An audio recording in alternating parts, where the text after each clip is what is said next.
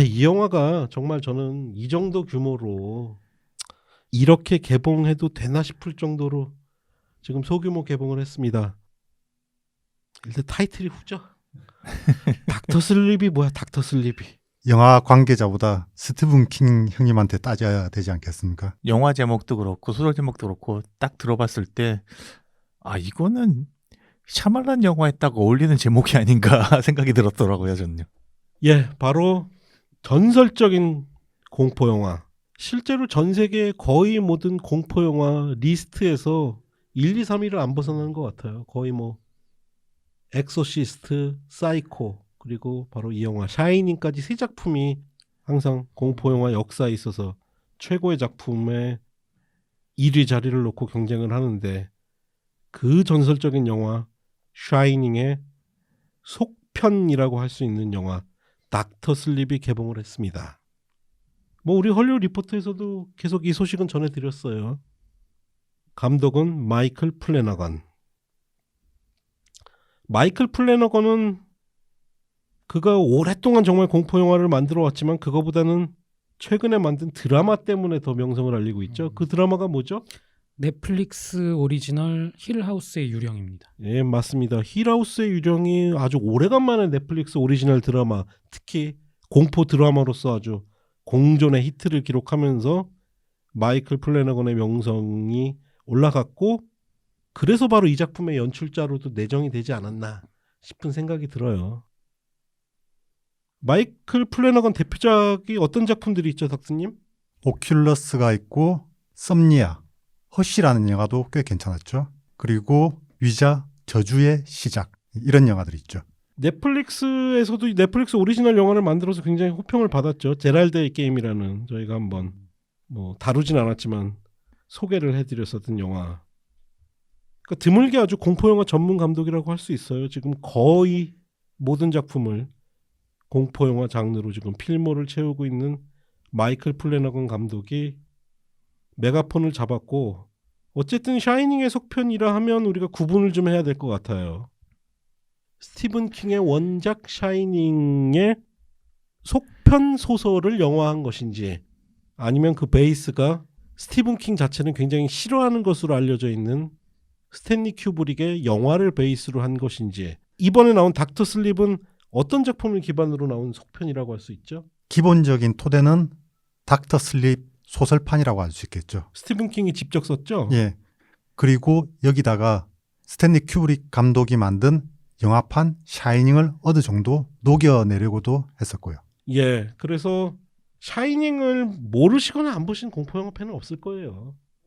정말 어떤 공포 영화계에 있어서 성경에 필적할 만큼의 인지도와 수요가 있는 영화이기 때문에 샤이닝을 보신 분들이라면 기대를 안 할 수가 없는 영화인데, 해외도 그렇고 국내에서도 그렇고 마케팅 자체가 이렇게 뭐 센 것도 아니고 제작비도 많이 들어간 것 같진 않아요. 이 영화가 샤이닝의 속편이기 때문에 오히려 더 기대를 안 할 수도 있을 것 같은데요.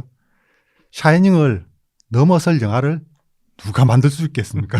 그러니까요. 어떻게 보면 굉장히 무모한 시도라고 할 수 있을 텐데, 하여튼 모든 이런 마스터피스의 리메이크나 속편을 만든다는 건 부담이죠. 스티븐 킹이 그 샤이닝 영화를 싫어하는 이유 때문에 이번에 마이크 플래너건 감독이 처음 이 영화를 이제 이 소설을 영화화하겠다고 들고 갔을 때 바로 거절을 했다 그래요.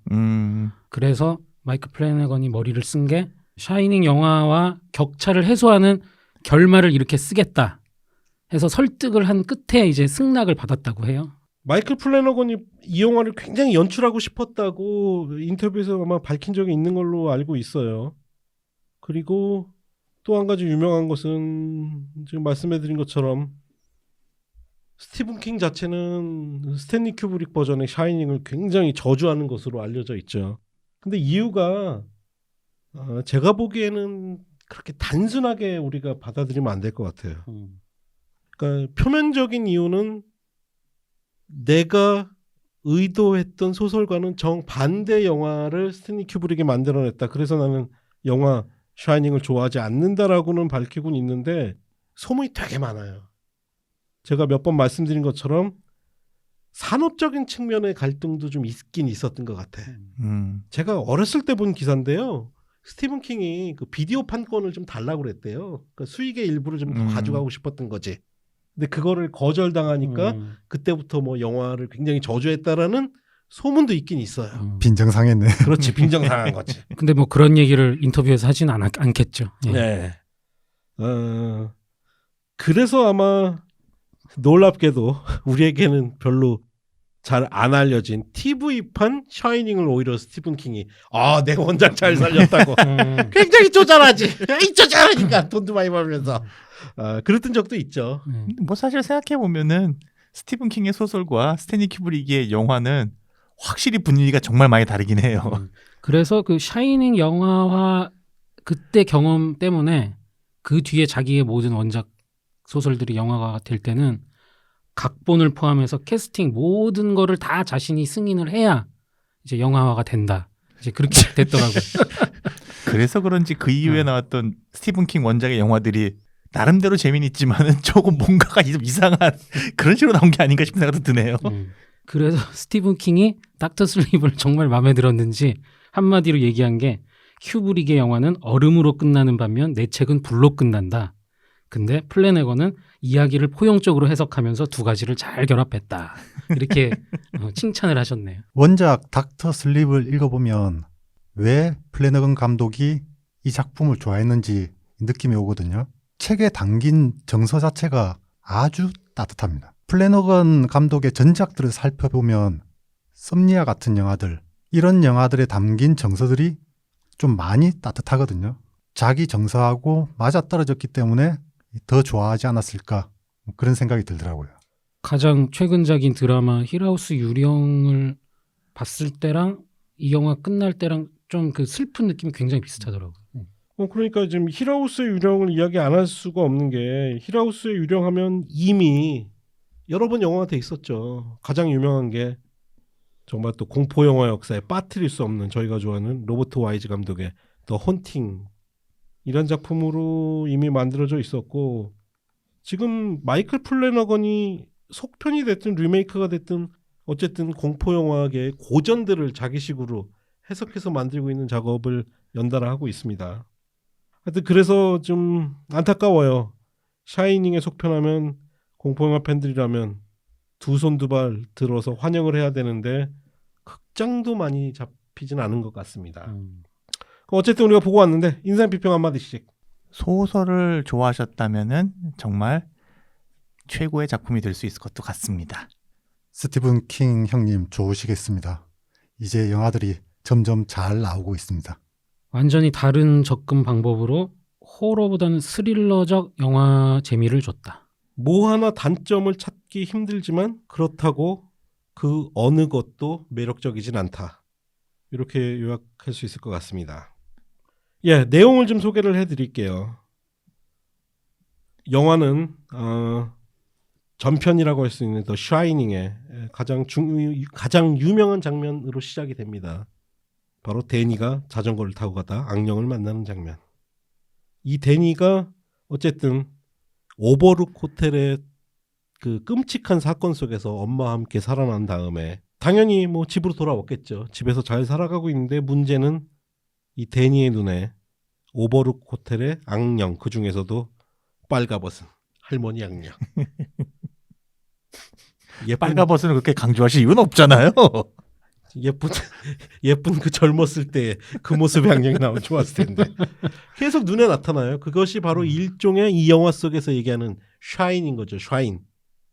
샤인이라는 능력 때문에 하여튼 데니의 눈에는 I see dead people, 악령이 보입니다. 근데 마치 스타워즈의 오비완 케노비 형님처럼 샤이닝에서 죽었던 할아버지 딕의 모습이 계속 보여요. 그러면서 끊임없이 일종의 멘토처럼 이 데니에게 조언을 해줍니다. 가장 중요한 것은 너에게 보여지는 혹은 너와 소통하고 있는 그 악령들을 두려워하지 마라. 오히려 그것들을 지배하라. 그래서 이 데니가 바로 눈에 보이던 악령들을 무언가를 하면서 바로 그 공포로부터 벗어나면서 영화는 시간을 훌쩍 뛰어넘습니다. 배경상 이미 엄마는 돌아가신 것 같아요. 그렇죠. 성인이 된 데니 그 역할을 바로 이제 이완 맥그리거가 연기를 하죠. 근데 악령들은 물리쳤는데 생활고를 못 물리친 것 같아. 거의 그지처럼 살아. 샤이닝 능력이 하도 강하다 보니까 맨정신일 때는 계속해서 타인의 감정과 목소리들이 지속적으로 들려오는 겁니다. 이게 일반 사람이라면 견딜 수 없거든요. 그렇기 때문에 결국 알코올 중독에 빠지고 말았던 거죠. 근데 샤이닝 능력이 나이를 먹으면서 좀 이렇게 줄어들지 않나요?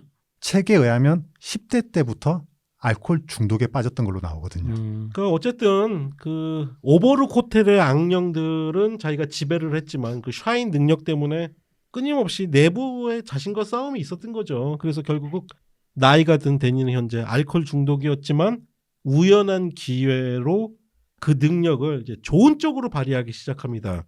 그 중에 하나는 이제 바로 병원에서 삶을 이제 접기까지 얼마 남지 않은 노인 환자들을 대상으로 어떤 일종의 샤인 능력을 이용해서 그를 아주 편안하게 보내주는 그렇기 때문에 그에게 붙여진 별명이 바로 닥터 슬립. 아주 편안하게 잠자리에 들게 하는 의사의 역할을 하는. 그러면서 데니의 삶이 조금 바뀌었어요. 우연한 계기로. 근데 진짜 영화의 스토리는 다른 측에서 시작이 됩니다. 바로 로즈 더 햇. 로즈 더 햇이라는 이름의 레베카 포거슨이 연기하는 또 다른 능력자가 나타나요. 그녀에게도 바로 이 샤인의 능력이 있는 것 같습니다. 그리고 여기서 좀 설명을 드리자면 샤인은 단순히 그 데니가 가지고 있는 어떤 소통의 능력뿐만이 아니라 이 세계에 존재하는 거의 모든 초능력, 엑스맨들이 가지고 있는 능력, 심지어 염력이 있을 수도 있고 뭐 예지 능력이 있을 수도 있고 뭐 유체 이탈, 많습니다. 빙의 예. 뭐 많죠. 슈퍼히어로들이지. 스티븐 킹 세계관에 보면 일종의 초능력자들, 그렇죠. 초인들이 자주 등장하거든요. 대표적인 작품이 바로 데뷔작 캐리. 그렇죠. 그리고 이후에 초인지대. 그 다음에 아예 다크타워 같은 경우는 지구와는 다른 세계에서 그건 슈퍼히어로 영화지 거의 뭐. 예.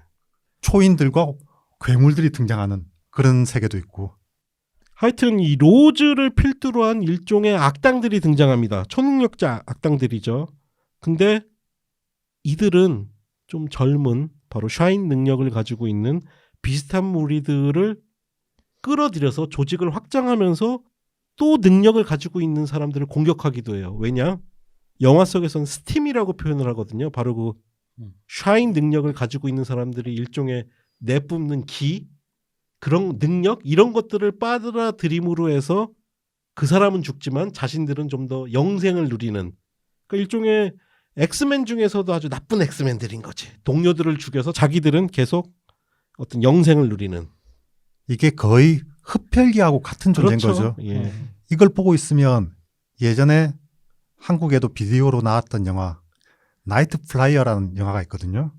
여기도 로즈하고 아주 유사한 존재가 등장하는데 이 존재는 그냥 대놓고 흡혈귀라고 얘기하지만 영화 속에서 램필드라는 존재가 사람 피를 빠는 장면은 단 한 번도 나오지가 않습니다.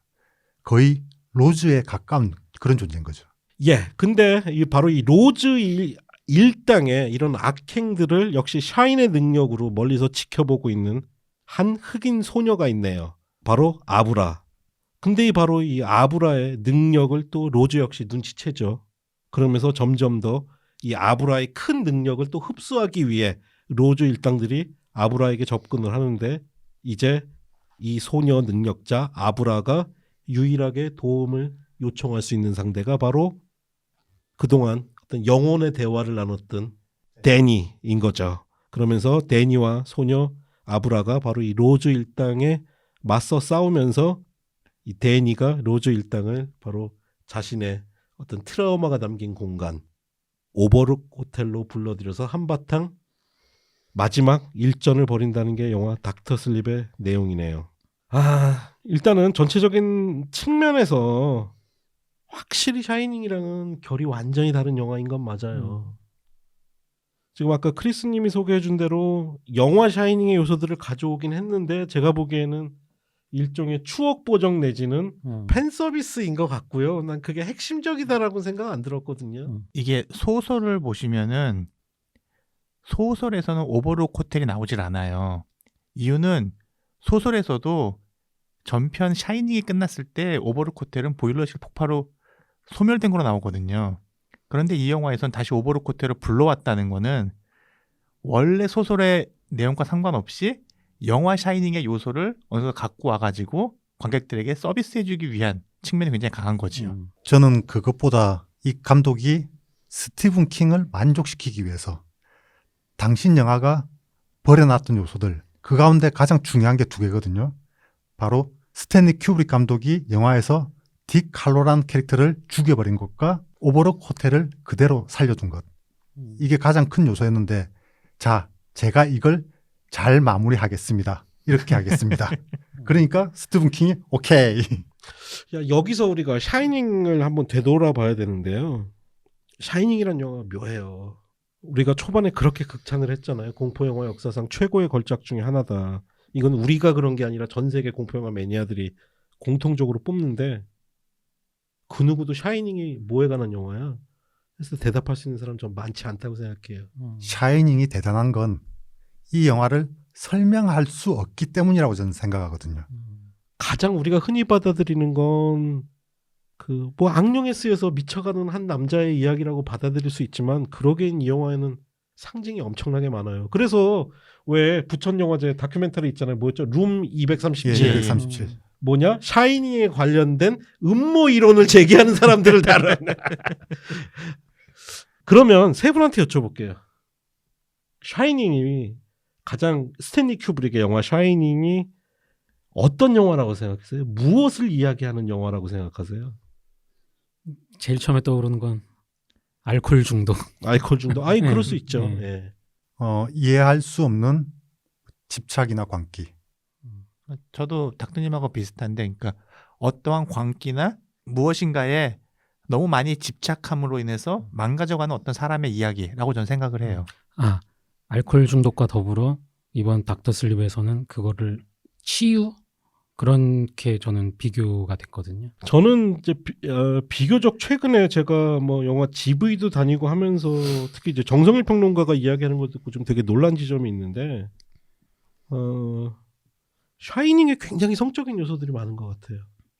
그 중에서도 제가 깜짝 놀랐던 게 뭐냐면 그 잭 니콜슨 연기하는 잭 토렌스의 아내가 보는 환각 중에 하나가 그 이상한 그 토끼 가면인가? 그 방 하나에서 그 가면을 쓴 어린 아이가 역시 가면을 쓴 어른의 성기를 빠는 장면이 있어요. 이거 분명히 근친상간에 대한 메타포거든요. 그리고 또 하나 제가 굉장히 인상 깊게 들었던 이야기 중에 하나가 그 흑인 이 영화에서도 등장하는 다른 배우가 연기하지만 딕이 왜 이 호텔로 돌아왔을까에 대한 이야기가 나왔었어요. 근데 그 배경도 묘하거든요. 여자의 그 좀 누드 사진이 걸린 바에 있던 딕이 이 호텔로 돌아와요. 왜 돌아왔을까? 왜 돌아왔을까? 했을 때 그때 나왔던 이야기는 뭐냐면 여기서 보여지는 사실만으로 보면 잭으로부터 가족을 구출하려는 목적 중에 하나는 잭의 아내 때문이 아니냐. 전 그 얘기 의외로 굉장히 설득력 있다고 받아들였거든요. 그래서 여러 가지 성적 에너지가 많은 영화였구나라는 걸 제가 뒤늦게 좀 이야기를 듣고 깜짝 놀랐던 기억도 있는데 더 샤이닝에서 지금 우리가 이야기했던 요소들은 솔직히 말하면 속편 들어와서 거의 다 제거된 것 같아요. 아니 그런데 눈에 마구니가 끼면 성적인 요소가 그렇게 잘 보인다던데. 정선일 평론가님한테 하신 얘기예요, 그거? 아니 누구라고 말은 못하겠지만 그리고 오히려 후편은 정말 사람들이 그 비꼬 와서 그런 얘기 많이 해요. 스티븐 킹 버전의 이건 엑스맨이다. 정말 그 샤인이라는 능력. 영화 속에서는 사실은 서로 어떤 영적인 대화를 나눌 수 있는 능력으로만 묘사가 됐었는데 이번 작품에서는 진짜 다양한 초능력으로 묘사되는 샤인 그것에 굉장히 집중을 한 영화가 나왔어요. 여기 나오는 능력자들 보면 로즈 같은 경우는 일종의 정신을 통제하는 거죠. 다른 사람의 정신에 들어갈 수 있고 그리고 그가 어디에 위치하는지도 알 수 있고 이 영화에서 처음에 같이 합류하게 되는 앤디. 앤디라는 캐릭터도 사람의 정신을 통제해서 자기 뜻대로 움직이게 만드는 능력을 보여주고, 이 아브라 같은 캐릭터는 아예 유년기 때는 염동력까지도 보여주죠. 이 원작 소설이 나오게 된 거에도 좀 저는 배경을 좀 주목해봐야 될 필요가 있다고 생각하는데, 사실 생각해보면 스티븐 킹이 어떠한 소설이나 그런 거에 속편 형태로 이렇게 쓴 경우는 제가 알기로는 처음이거든요. 뭐 다른 게 또 있었나요? 제가 알기로는 이게 처음인데, 예전에 스티븐 킹이 실제로 이런 얘기를 한 적도 있어요. 자기가 생각하는 속편은 대부분 망한다. 그나마 성공적인 속편은 톰 소여의 모험의 속편, 그러니까 허클베리 핀의 모험이죠. 그리고 대부의 속편, 그 정도뿐이다 라는 얘기를 한 적이 있었거든요. 그런데 스티븐 킹이 자신의 소설 샤이닝의 속편을 썼다. 그러니까 저는 이 부분이 그 스티븐 킹이 그 스탠리 큐브릭의 영화를 싫어했다는 것과 더해가지고 자신이 원래 하고 싶었던 얘기는 결국 이 샤이닝이라고 하는 이 능력에 대한 얘기를 계속 하고 싶었는데, 이게 스탠리 큐브릭의 영화 때문에 자기가 하고 싶은 얘기가 너무 묻혀버린 것 같아가지고 그 얘기를 결국은 어떻게든 다시 끌어내고 다시 한번 얘기를 하고 싶어가지고 이와 같은 형태로 소설을 낸 게 아닌가 싶어요. 그리고 마이크 플래너건 감독이 바로 그러한 스티븐 킹의 의도를 정확하게 캐치했다고 볼 수 있을 것 같아요. 스티븐 킹이 닥터 슬립을 쓸 때 몸 상태가 또 중요하죠. 알코올 중독에서 회복한 다음에 쓴 작품이거든요. 그래서 아마 제 생각에는 알코올 중독이었을 때 자신을 잭 토렌스에 좀 감정이입을 하지 않았나. 그래서 후속편을 이제 쓰게 된 계기가 됐고, 다른 캐릭터보다도 닥터 슬립에서의 데니 토렌스 캐릭터가 굉장히 성숙한 뭐 캐릭터다, 뭐 이렇게 평가를 하더라고요. 근데 나는 아무리 봐도 스티븐 킹이 내 원작의 의도를 못 살렸다고 큐브릭에서 샤이닝 싫어한 것 같지는 않아. 나는 아무리 생각해도 그런 게, 왜냐하면 그러면 기존에 지금까지 만들어진 거의 모든 영화가 그럼 스티븐 킹의 원작의 의도를 다 잘 살렸단 말이야? 난 그거 아니라고 생각해. 아니, 그걸 떠나서 8, 90년대 만들어진 스티븐 킹 그러니까. 원작 영화들 정말 심각하죠. 그러니까 저도 처음에 스티븐 킹이 그 영화를 싫어할 때는 아까 파건님이 말씀해 주신 어떤 경제적 요인이나 그런 것도 있을 거라 생각하는데, 계속 그 얘기를 하다 보니까는 스스로도 난 이것 때문에 스탠리 큐브릭 영화를 싫어해라고 믿어버리게 된 거 아닐까라는 생각 살짝 듭니다. 그러니까 저는 오히려 스티븐 킹이 자기 이야기를 합리화하기 위해서 속편 소설을 쓴 건 아닐까라는 좀 의심마저 나는 하게 돼요. 네. 대신에 닥터 슬립을 통해서 샤이닝 능력을 설명하니까 기존에 등장해왔던 초인들, 특히 아마 물질계 능력에서는 거의 최강이라고 할 수 있을 것 같은데, 초능력 소녀의 분노로 나온 영화, 여기서 드류 베리무어가 찰리라는 역할을 하거든요. 이 캐릭터 날아오는 총알까지 열로 증발시킬 수 있는 그런 무지막지한 캐릭터입니다. 이런 캐릭터들도 샤이닝 능력 속에 포함이 되는 거죠. 예, 그래서 영화는 샤이닝을 좋아했던 팬들이 그 샤이닝의 영광을 재현하는 것을 목격하러 가기에는 완전히 결이 다른 영화입니다. 예, 정말 많은 지금 네티즌들이 농담을 하듯이 오히려 조금 결이 다른 엑스맨 영화 같아요. 전투 장면도 보면 엑스맨 분위기가 살짝 거의 나요. 엑스맨 예. 분위기가 많이 나죠. 저는 엑스맨보다도 한때 굉장히 인기를 끌었던 미국 드라마 히어로즈 생각이 굉장히 많이 나더라고요.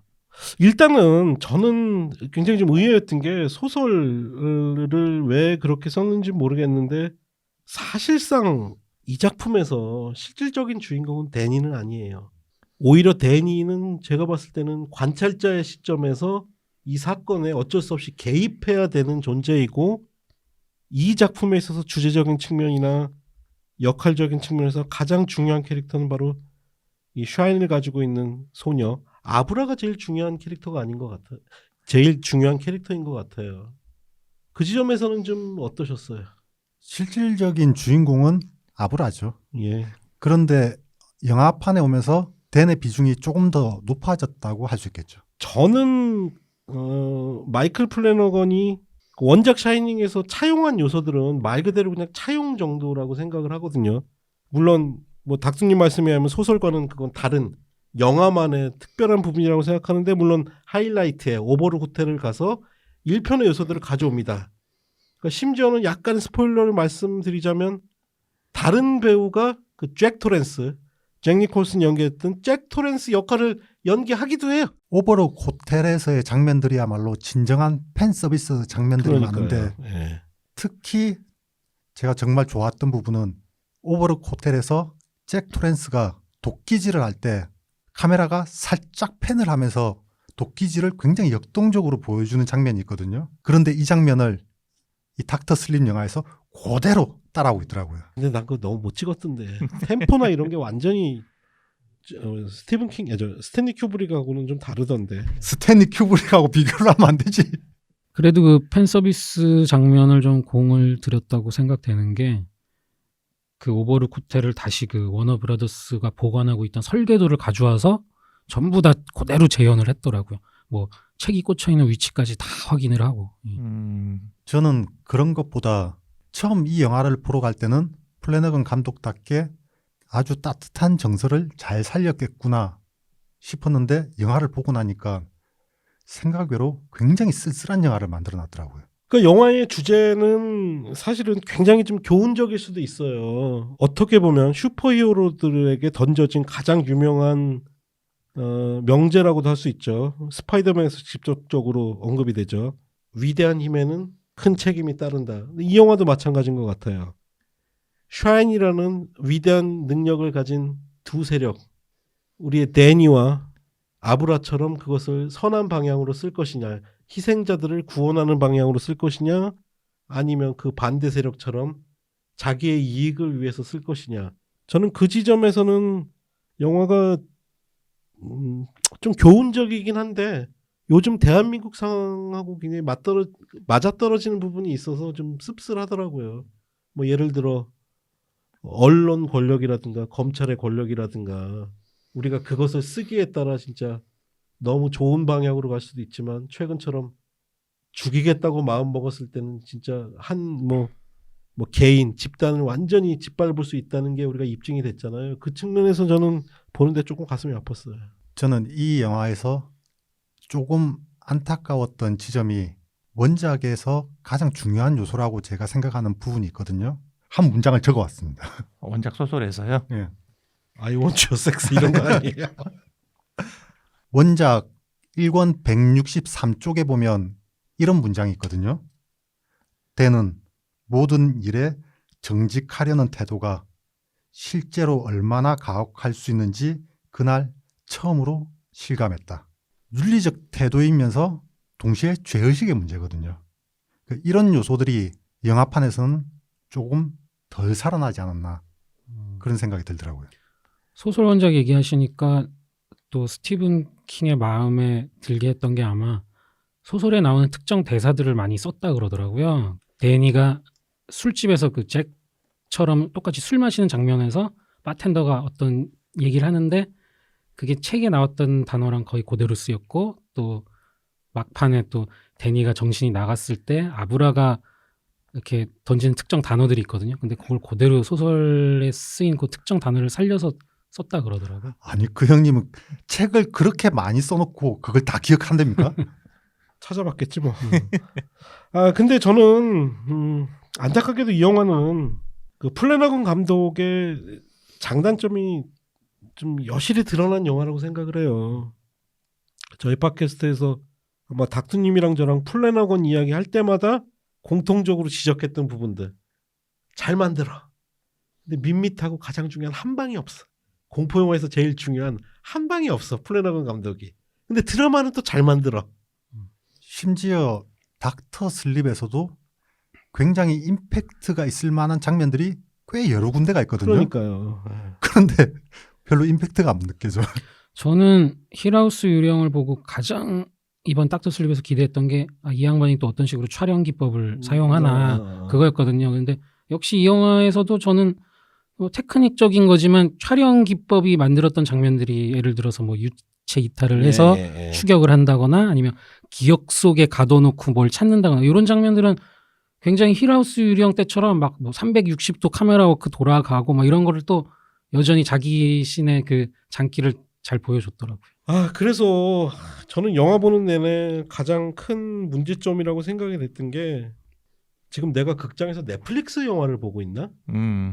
그냥 넷플릭스에서 우리가 가장 흔히 볼 수 있는 뭔가 좀 긴장감을 주긴 하지만 밋밋하게 흘러가다가 아니 이렇게 끝나면 어떡하지? 싶은 그런 장르 영화들이 좀 있었잖아요. 저는 닥터 슬립을 보면서 좀 그 느낌이 들어서 일단은 템포 자체에 굉장히 큰 문제가 있다. 크레딧 보니까 마이클 플래너건이 편집도 직접 했더라고요. 저는 마이클 플래너건이 좋은 감독이긴 한데 훌륭한 편집자라고는 생각 안 하거든요. 전체적으로 그의 영화들이 템포가 굉장히 느린 편이에요. 보고 있으면 못 만들었다는 생각은 전혀 안 들거든요. 그런데 영화 자체가 밋밋하게 가다가 한번 쑥 솟아올랐다가 또 밋밋하게 가다가 한번 쑥 솟아올랐다가 이게 처음부터 끝까지 진행되는 거죠. 그래서 아직도 제 생각에 마이클 플래내건 감독의 최고 작품은 영화가 아니라 드라마인 이유가 그런 느린 템포를 그러니까요. 통해서 오히려 보여줄 때 더 확실하게 뭔가를 보여주는 감독인 것 같은 생각이 들어요. 그 크리스틴 말처럼 몇몇 장면은 카메라에 있어서 저도 그 유체 이탈 장면이나 이런 것들은 신선하다고 생각되는데 제가 보기엔 마이클 플래너건은 공포 영화 전문 감독 중에서도 굉장히 드물게 그런 기술보다는 정서를 중요시 여기는 감독이거든요. 그 측면에서는 완전 스탠리 큐브릭과는 상극인 감독인 거지.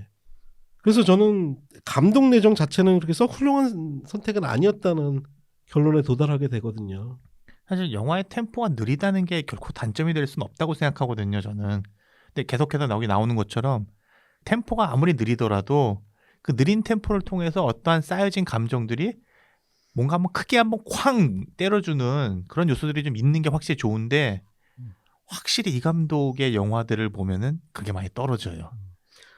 큐브릭 감독과 플래내건 감독이 아주 결정적인 차이가 하나 있더라고요. 바로 큐브릭 감독은 배우가 거의 지쳐 쓰러질 때까지 계속 찍는 방식인 반면에 플래내건은 최대한 커뮤니케이션을 다 하고 준비를 많이 한 다음에 최대한 빨리 그러니까 단번에 찍는 그런 방식을 선호한다 그러더라고요. 우리가 보통 좋아하는 공포 영화들 꼽아보면 대체로 굉장히 열정적인 영화들이거든요. 그런데 플래내건 감독은 열정의 감독이 아니라 연민의 감독인 거죠. 그러니까요. 그러니까 이상하리 많지 에너지가 없어 영화가. 근데 그의 영화들이 평균적으로 공포 영화 치고는 평점들이 굉장히 높거든요.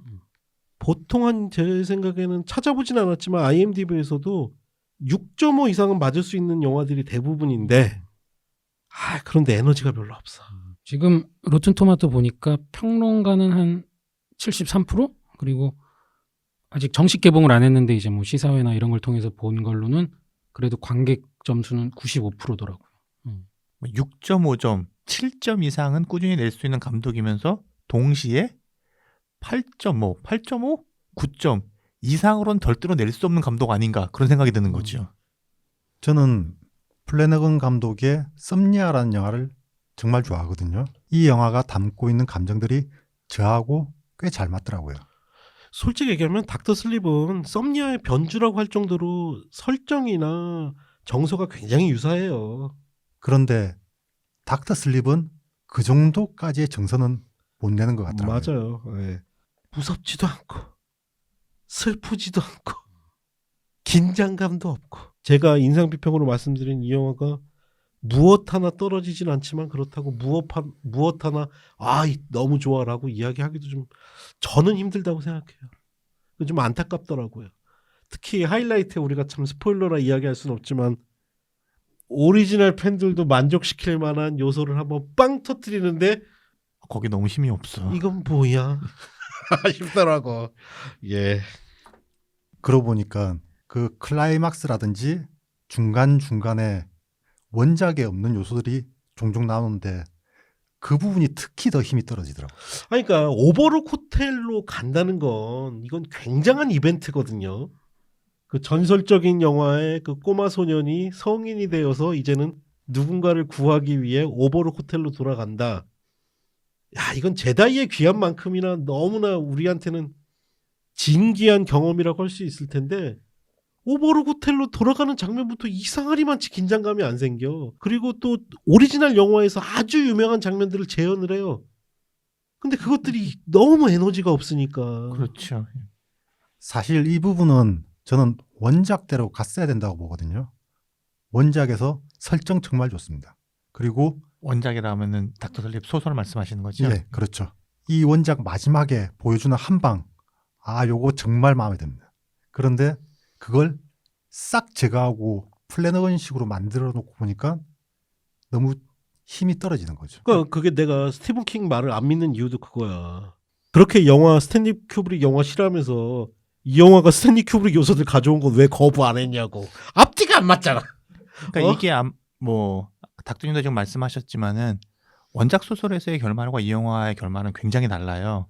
그 스티븐 킹이 허용을 해준 거 아니야. 그러니까 아까 말씀드린 것처럼 원작에서는 그러니까 닥터 슬립 소설에서는 오버로드 호텔 안 나와요. 왜냐면은 이미 전작 샤이닝 소설에서 오버로드 호텔은 폭파했거든요. 예.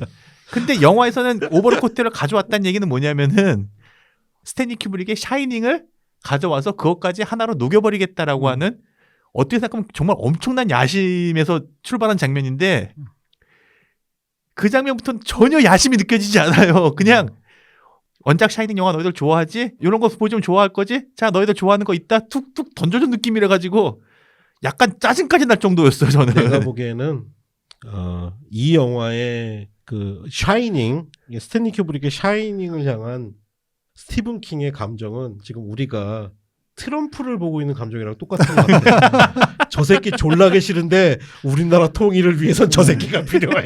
이것처럼 스탠리 큐브릭 영화 졸라게 싫은데 이 영화를 위해서 그 요소가 필요해. 그게 아닌가 싶어. 저는 그 오버로드 호텔 후반부 장면을 이렇게 봤어요. 약간 광적인 팬이 아주 잘 만든 팬메이드 영화 맞아. 같은데 그런 느낌밖에 안 예. 들어. 근데 뭐 저는 그 자체가 굉장히 재밌었거든요. 근데 의도적인지 모르겠는데 제가 재밌었던 거는 무서워서 재밌었던 게 아니라 약간 여기서 이걸 이렇게 나오네 이러면서 좀 피식피식 웃으면서 저한테 재미를 줬어요. 그래서 굉장히 재밌게 보긴 했습니다. 오버로드 호텔에 유령들이 등장하는 게 쟤들이 왜 오지? 그런 생각도 들 수 있거든요. 오버로드 호텔에서 그냥 살고 있는 존재들인데 그렇죠.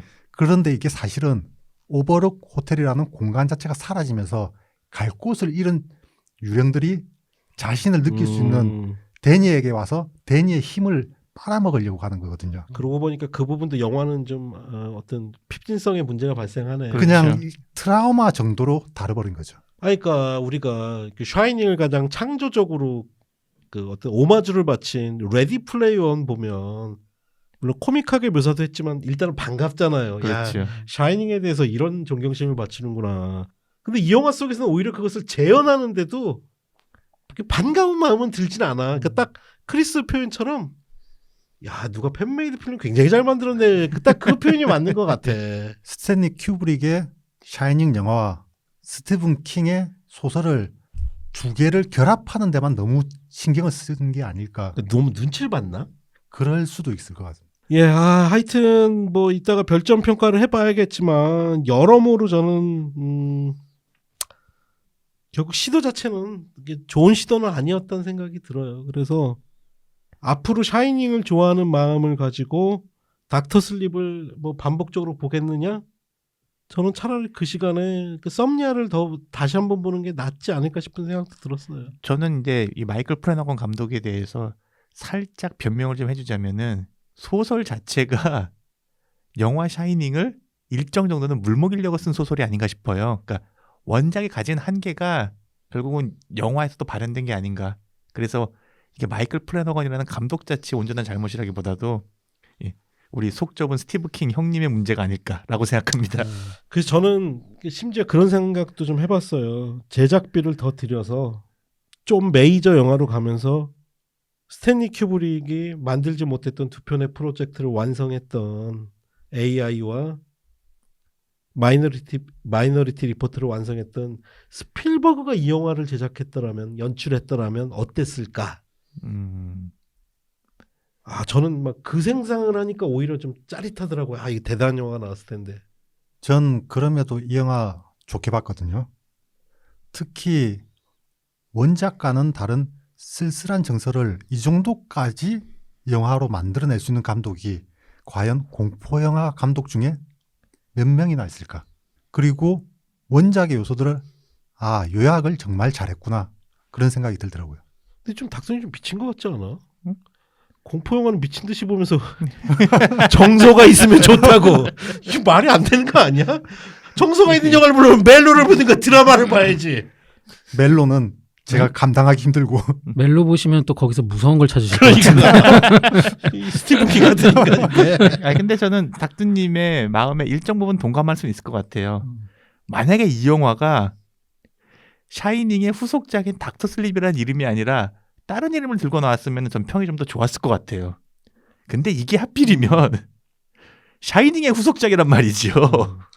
이런 정서를 좋아하시는 닥두님이 제 생각에 힐하우스의 유령을 보시면 거의 우실 것 같네요. 힐하우스의 유령은 음. 소설도 읽었고 음. 영화 헌팅도 봤는데 음. 요새 시간이 없어가지고 그거 음. 볼 시간이 안 나오네. 그래서 이번 주에 많은 영화들이 개봉을 하는데 저희가 이 영화는 꼭 다루고 싶어서 개봉날 보고 와서 지금 거의 12시 가까운 시간에 녹음을 하는데 참 뭐 저 개인적으로 안타까운 마음이 드네요. 계속. 그럼 별점 평가 한번 해보시죠. 저는 3개 반입니다. 벌써 많이 주시네요. 저는 2개 반입니다. 딱 그 정도 영화 같아요. 저는 일단 가장 싫었던 장면을 얘기를 안 했네요. 아까 줄거리 때 파고님이 얘기하셨던 그 늙은 할머니 그 너무 자주 나오고 그렇죠. 말씀하신 크리스님은 대로 누가 싫어할 만하지. 왜 아름다운 여인에서 바뀌는 걸 안 그러니까. 보여주는지 진짜 아름다운 여인이 그리고 바뀌어야지. 한 4번 나왔나요? 너무 자주 나와가지고 뭐. 그런데도 저는 그 아까 딱 제가 플래네건 감독한테서 기대했던 그 현란한 촬영 기법 그게 굉장히 마음에 들었기 때문에 점수가 좀 높습니다. 3.75.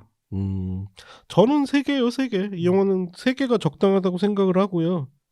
그렇게 뭐 폄하당하기에는 잘 만들었지만 샤이닝의 속편으로 그렇게 또 오래 기억될 영화도 아닌 것 같아요. 샤이닝의 속편이라고 하면 좀 고개를 갸웃거리게 되지만 이 영화 자체로 놓고 보면 전 영화 자체는 잘 만들었다고 생각합니다. 직접적인 속편이라기보다 왠지 좀 그냥 유니버스를 공유하는 어디선가 다른 데서 벌어지는 일, 뭐 좀 이런 느낌이 많이 들더라고요. 근데 저는 우려했던 것보다는 이완 맥그리거가 잘 붙더라고요. 네. 저는 되게 안 붙을 줄 알았거든요. 기존의 이미지 때문에. 원래도 이완 맥그리거 옹께서 또 워낙 오비안 캐너비 전문 배우시니까. 게다가 원작에 보면 아브라가 데니를 처음 만났을 때 그래도 나이는 먹었지만 잘생긴 아저씨라서 좋았다. 그리고 이건 트리비아인데 영화를 볼 땐 몰랐어요. 이건 알 수가 없어요. 네. 데니 토렌스 샤이닝에서 데니 토렌스 역할을 했던 그 배우가 카메오로 나와요. 그래요? 예. 그래요? 그 이후로 영화 거의 출연 못했을 텐데. 10살 때 은퇴를 했다 그러더라고요. 그러니까. 지금 무슨 생물학과 교수래요. 네. 근데 제가 뭐 어느 장면에서 나온다고 얘기하셔도 아마 못 찾으실 거예요. 예. 그리고 제가 이 영화에서 다른 배우는 눈에 거의 안 들어왔는데 특히 뭐 악역을 하는 레베카 퍼거슨, 요즘은 레베카 페르구손이라고 표기하대. 레베카 퍼거슨도 저는 별로 인상적이지 않은데 되게 반가운 배우 한 명 있더라고요. 아브라의 엄마로 나왔던 배우가 이제 조슬린 도나유라고 제가 좋아하는 공포영화 하우스 오브 더 데빌의 여주인공이고 놀랍게도 한국에서도 라스트 갓파더에서 심영래의 파트너이자 그래서 하비키텔의 딸로 나왔던 그 배우가 이 영화 속에서 엄마로 나오더라고요. 참 괜찮은 배우인데. 하여튼 극장에서 오래 걸리진 않을 것 같아요. 제가 보기에는 뭐 객석 점유율도 그렇게 썩 높진 않는 걸 보니 이번 주 내에 상당 부분은 종영할 가능성이 높은 영화인 것 같아요. 그래서 그래도 공포영화 팬이라면 이 정도는 솔직히 얘기하면 우리가 샤이닝에 대한 예의로서 나는 이 정도는 봐주는 게 또 공포영화 팬들의 의리가 아닐까라는 생각도 하거든요. 의리의리하는. 그렇죠. 한국에서 모르겠는데 미국에선 흥행 좀 되지 않을까요? 안 될 것 같아요. 그래요? 마이클 플래너건 자체가 그렇게 뭐 또 썩 뭐 아주 잘 되는 영화를 만드는 뭐 영화 감독은 아니기 때문에 하여튼 물론 뭐 초기작 오큘러스나 이런 건 뭐 제작비 대비 잘 됐죠. 그러니까 영화를 계속 찍고 있지. 그렇죠. 그래서 저희가 이번 주에 네번 토론의 주제로 선정한 영화는 스티븐 킹이 원작 소설의 속편을 쓰고 그것을 영화화 버전의 더 샤이닝의 요소와 적절하게 결합해서 만들었던 더 샤이닝의 속편 닥터 슬립이었습니다. 감사합니다. 감사합니다. 수고하셨습니다.